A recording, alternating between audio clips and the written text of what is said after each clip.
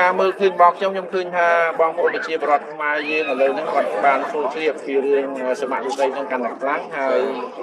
បច្ចុប្បន្នខ្ញុំឃើញថាមកព្រឹកមិញហ្នឹងឃើញភ្ញៀវកក់កុញតាំងតែពីម៉ោង4បាទអញ្ចឹងទៅយើងឃើញថាបច្ចុប្បន្ននេះខ្មែរយើងបានយល់ដឹងអំពីវិស័យទេសចរមានន័យថា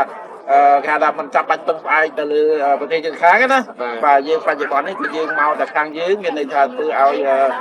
មានន័យថាតំបន់ទេសចររបស់យើងវាខុសផលហើយយើងមើលទៅយើងឃើញថាមានភ្ញៀវបរទេសក៏មកច្រើនអីច្រើនមានន័យថាវារំភើបមែនដែរសម្រាប់ខ្ញុំណាបាទ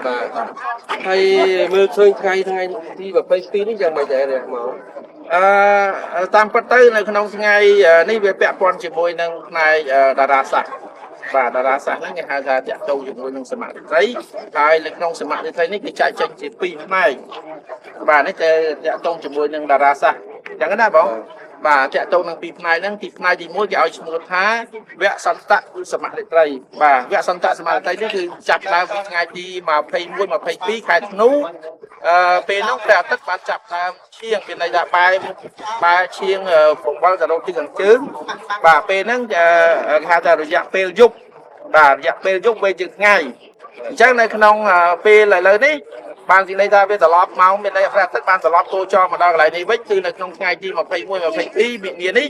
បានបង្កើតទៅជាសមត្ថត្រីអញ្ចឹងបញ្ចប់នេះគឺចាប់ផ្ដើមមានន័យថាចាប់ផ្ដើមពីខែមិថុនាថ្ងៃទី21 22ខែមិថុនានេះទៅព្រះអាទិត្យបានចាប់ផ្ដើមរំកិលចូលទៅក្នុងខាងទីខាងត្បូងវិញបាទកន្លែងហ្នឹងគេឲ្យឈ្មោះថាសន្នសក្តិៈបាទសមត្ថត្រីបាទអញ្ចឹងមានន័យថាពេលនោះមានន័យថាព្រះអាទិត្យរះនៅខាងផ្នែកត្បូងឈៀងខាងកើតហើយទៅលិចនៅក្នុងខាងជើងស្បែកបាទហ្នឹងពេលវេលានេះគេឲ្យឈ្មោះថាពេលវេលាយប់វែងជាងថ្ងៃបាទអញ្ចឹងហើយដល់ពេលថ្ងៃទី21និង23ខែកញ្ញាទើបព្រះអាទិត្យបានគោចរមកចំកណ្ដាលហៅថាទីខាងកើតនៃទឹកបូចំនួន90អង្សាហ្នឹងគឺបាននិយាយថាបង្កើតទៅជាសមត្ថរិទ្ធិម្ដងទៀតបាទនេះជាតាក់ទងជាមួយនឹងតារាសាស្ត្របាទបើយើងនិយាយសង្ខេបប្រាប់ខែមីនានេះហ្នឹងជាខែនៅយើងមកហើយថាសម្រាប់ថ្ងៃនេះផ្ទាល់មើលឃើញការរះរបស់ព្រះអាទិត្យយ៉ាងម៉េចទឹកស្រស់ឬក៏វាអមមើលភាពបាទតាមពិតទៅយើងឃើញថាទេសភាពរបស់ទឹកដីនៅខេត្តសៀមរាបហ្នឹងគឺល្អមែនទែនហើយតាំងតែពីពលុកក៏មានន័យថាតាំងពីស្រាងមកម្លេះបងបាទទី1ចាក់ទងជាមួយនឹងអាកាសធាតុយើងឃើញថាមានចុះអាប់ចុះអីហើយមើលទៅគឺទេសភាពស្អាតមែនទែនសម្រាប់រដូវនេះបាទអញ្ចឹងខ្ញុំឃើញថា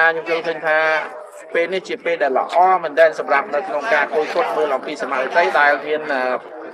ព្រះអាទិត្យរះចំពូលប្រាសាទអង្គរវត្តយើងតែម្ដងបាទគេអរគុណអរគុណបាទ